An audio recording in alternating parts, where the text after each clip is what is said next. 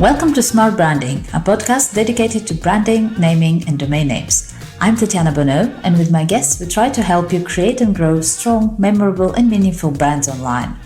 I believe time is one of our most precious assets, and so I want to thank you in advance if you decide to spend the next 30 minutes with us. I promise to do my best to make those worth it. Let's go. So, welcome to our show today, Peter Wright. Peter is a podcast co-host, speaker, writer with a wealth of experience to share. He has also published a book and has expertise in coaching and consulting. He's also lived in quite a few places, but we're going to talk about that in a minute. Thank you for making the time, Peter. No, thank you for having me. Looking forward to it. Wonderful. So let's start with a bit of a background. You've lived in Africa, you had a few businesses there, and I believe presently you're in Canada. That's correct. I went to a country called Rhodesia, which is no longer there. As a young child, my father was posted there. I grew up there, got married, had kids. I moved to South Africa when I was in my late 20s. I lived there for 14 years. I went back and in South Africa, I was in the corporate world to start with. Then I left and I started two businesses of my own. One was a little factory packing food products. And then I started an export trading house, exporting to many African countries and traveling to those countries. Things went badly wrong. I moved back to Zimbabwe, as Rhodesia had become, and started farming. And then things went badly wrong there, very badly wrong. And my eldest son had moved to Canada. So he said, come and look at Canada. And I did. And that's where I still am. So that's in a nutshell what I've been doing. Yeah. Wow. How is doing business different in Africa than let's say, in Canada? The biggest thing that I noticed was the amount of red tape in Canada. And I think in most of the first world, not just Canada. Simple things like forming a business, starting a business, registering a corporation in Africa was much easier and quicker than here, and cheaper. Silly things like on my farm, if I wanted to build a barn or make a road, or I just did it. I didn't have to get planning permission and pay money to get fees. So I found the red tape here, the restrictions, the having to conform with all sorts of things, very difficult to start a business in Canada. And how has that, because you do coaching, you coach entrepreneurs and you consult entrepreneurs, how has your experience in Africa affected that? What do you feel you've learned that you wouldn't have other ways that you can now share with people? I think I'm really grateful that I had such a different life. It was very tough. I ended up getting arrested because I refused to leave my farm in the farm invasions in Zimbabwe. I spent 3 days and nights in a police cell with 26 other people at one time, which was not pleasant. But and I was interrogated by security police for 5 hours. And I've had all sorts of other dangerous experiences, but it opens one's eyes to the real world. I find that many people in the first world have led quite sheltered lives. So, excuse me, when they hit problems, they don't know how to cope. That's a generalization. So a lot of my coaching and consulting was teaching people how to overcome adversity. And the basic, my motto is, it's not what happens to you in life, it's what you do about it that counts. And I really believe that that's important. So that's one way. And because I've been involved in a lot of different businesses, many of them before the digital age, before the internet, it's given me some background to help people in various ways. Excuse me. Sure. And I was going to say, what's your book about? And now, like, it's been literally 5 minutes and you touched on a few things. I'm like, you probably could write more than one book. Well, that's quite a story. I set out to write a book and wrote enough for about 3 books, and the book editor said, this is way too long. You need to be really famous or really infamous or be a criminal for people to want to read a memoir. So condense it. So there's the book behind me, and it's 5 steps to thriving on adversity. So it's 5 things that I found helped me get through the really tough parts of my life, and each one is illustrated by 5 little stories, about getting through that. So that's how the book came about. And who is the book for? Who could benefit from reading? Excuse me. I wrote the book because before the pandemic, I was doing a lot of public speaking, and everyone said, you got to write a book. So I did. And I sold the book mainly at the back of the room when I was doing public speeches. But I sell it on the internet. It's for anyone who's facing some adversity in life and can't see how to get around it, through it, over it, or underneath it or whatever. And I hope, and the feedback I get is it does give some people a bit of inspiration and hope that they can overcome tough times. And in your consulting, what do you consult? Or do you focus on entrepreneurs, or is it just anyone? How does that work? It's really people who needed help, and it's a whole range of people. I've actually cut back on that. I found my own podcast and talk shows got so busy that I've had to cut back on my consulting coaching, which is a nice problem to have. So it was, but in a nutshell, that's what it was. People who felt that they were in a rut, facing some problems and couldn't see their way around them. And I found just telling them, going through what I'd done, helped a lot of people. So that was the main thrust of what I did. And what do you do with your podcast? Much like you, I have a co-host who's younger, more intelligent, and better looking than I have, and we find we've taken a lesson from the morning radio talk shows. We find the dynamics of one man and one woman on a show seem to put our guests at ease, and it seems to work. So we try and give actionable tips and ideas for entrepreneurs, small business owners, and even some corporate managers to improve their businesses. We also do a few health topics and a bit of life philosophy in general, but it's primarily the business focus. We do an episode every week, sometimes 2 a week. I'm looking at it right now. So you've chosen to name the blog and subsequently the podcast after yourself. It carries your name. What was the reasoning for that? The blog carries my name, peterwrightsblog.com. The podcast is called The Yakking Show. It's a Canadian word. Well, it's not just Canadian, but quite often people will say, he yaks about that and he yaks about that. So when we were looking for, taking a leaf from what you do, when we were looking for a domain to host the podcast, we said, hang on, how about The Yakking Show? And it seems to work for us. So the podcast is all on that domain, the yakkingshow.com. Wonderful. Yeah, I was wondering what's the yakking. I wasn't aware that's a term like that. Yeah, that's cool. And what do you feel, of what importance do you feel like naming a business has in your experience? I think it works both ways. I think one needs to have a domain and a business name that is relevant and memorable. I look at some people that have asked me for advice, and they have a website that's goes half the width of the page. And I say, if they put that link into bookmark, that's fine. But if someone's trying to search for you, there's no way that that's going to attract their attention. So I think that's important. Using my example, the Yakking Show, I think there's relevance there, and it's a sort of Canadian terminology, but most people pick it up, the meaning of it around the world. On my other website, my blog, peterwrightsblog.com, Peter Wright is a very popular name, so peterwright.com.co.org were all taken. Even putting my middle initial in, I couldn't get a domain, anything that I wanted, so I just called it peterwrightsblog.com. I used to do some podcasts on that as well some years back, and then I've had others. When I was doing a lot of coaching, I had a domain called The Adversity Coach, for instance, which said exactly what I did. That is still there, but it's I don't do much on that.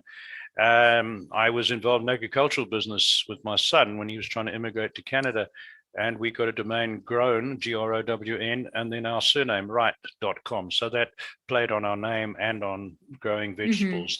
So I think it's important. But sometimes you can't get the domain you want because it's already taken, and you end up creating the brand by everything else you do, by tying it to that domain. If you use Google as an example, 30 years ago, if anyone said, what's Google? I don't know, what's Google? It had no meaning whatsoever. Now it's probably the most recognizable brand name in the world after maybe Coca-Cola. So that's what I mean about it being a double-edged, that yes, you need a good domain, but you also need to put everything else together to make that domain memorable.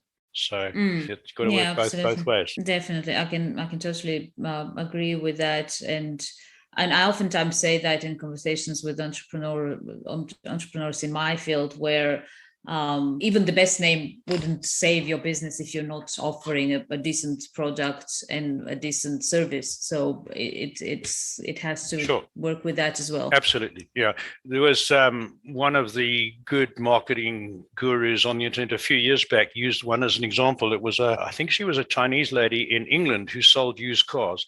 And she had a pretty awfully designed website. It did not have it didn't have a good name, but she did so much else to promote it. And she put so much content on there that she sold more used cars than practically anyone else in the whole country. So that's what I mean about you've got to have the whole package together, right?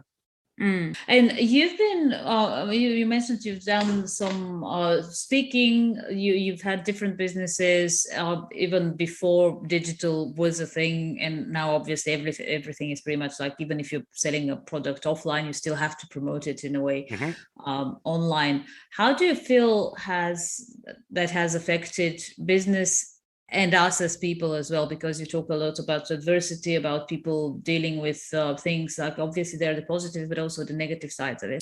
How has the digital age affected people? Is that what you're getting at and promoting?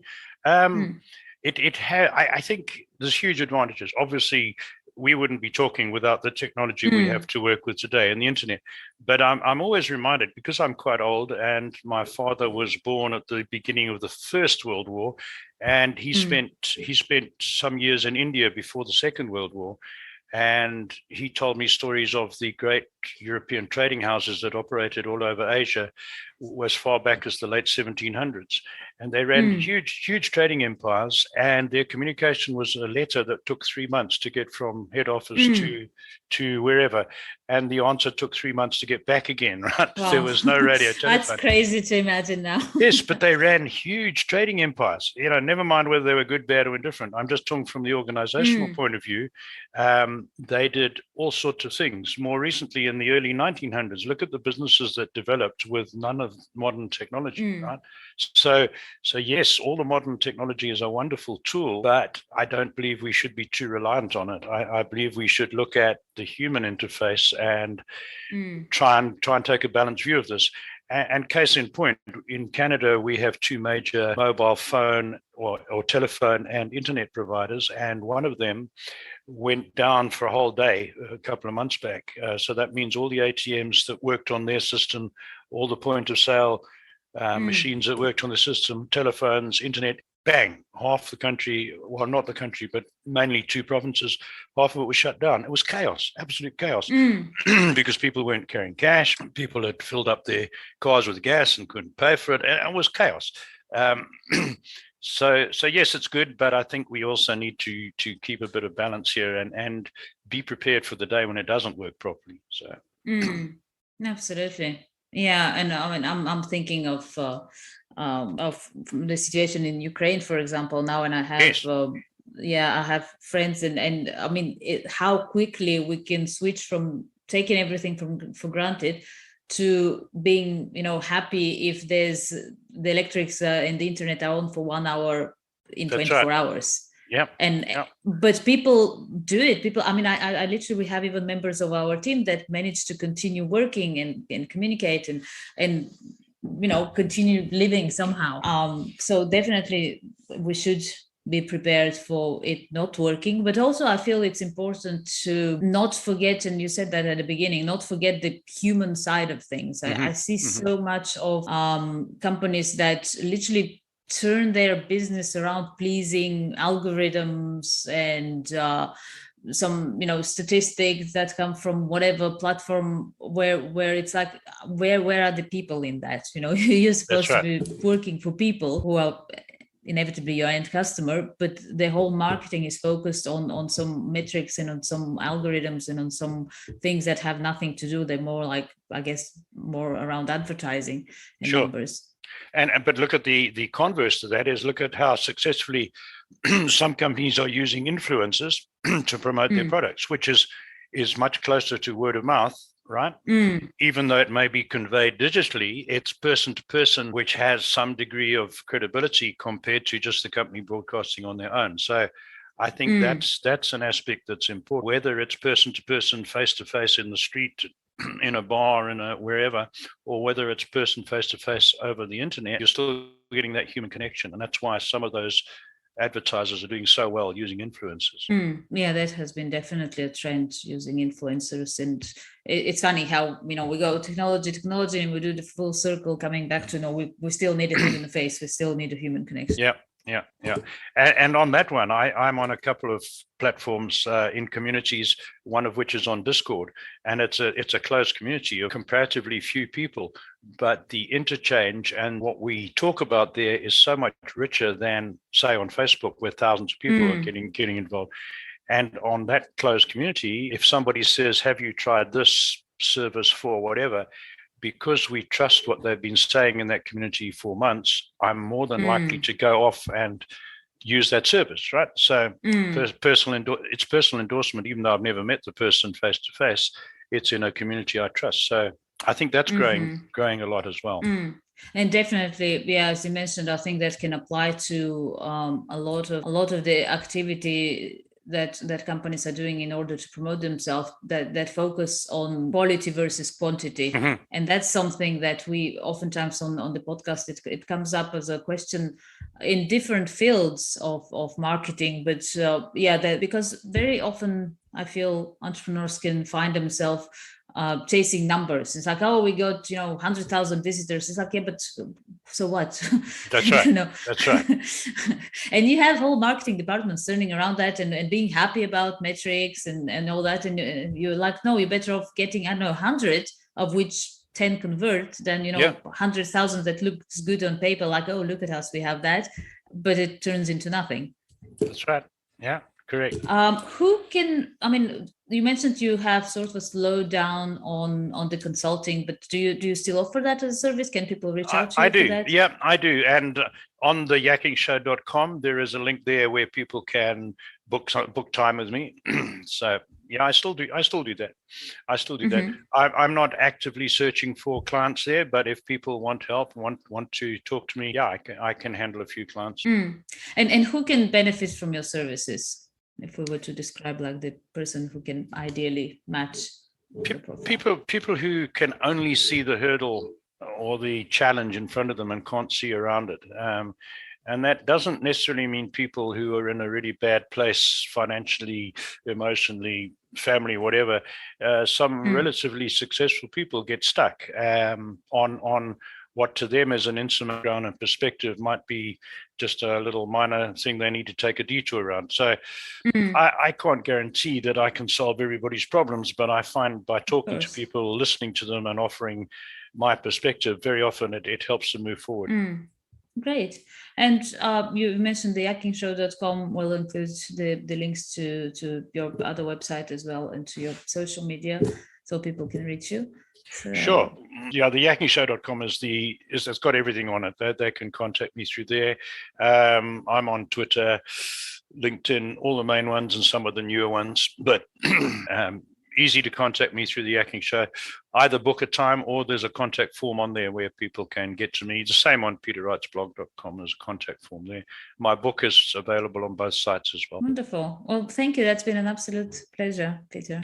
Good. Well, thank you, Tatiana. Very nice talking to you. And I hope that what I've been able to share might help some people, might inspire some people. And the big thing is, yeah, the world looks like a strange and dangerous and uncertain place at the moment, but so it has for all our previous generations, and the human race has survived. And I believe we will continue to survive and thrive as long as we stay positive. That's a very good point, actually. And you mentioned it at the beginning, and then I forgot to kind of get back to it, because I think historically we actually live in one of the most prosperous times, like in terms of sure.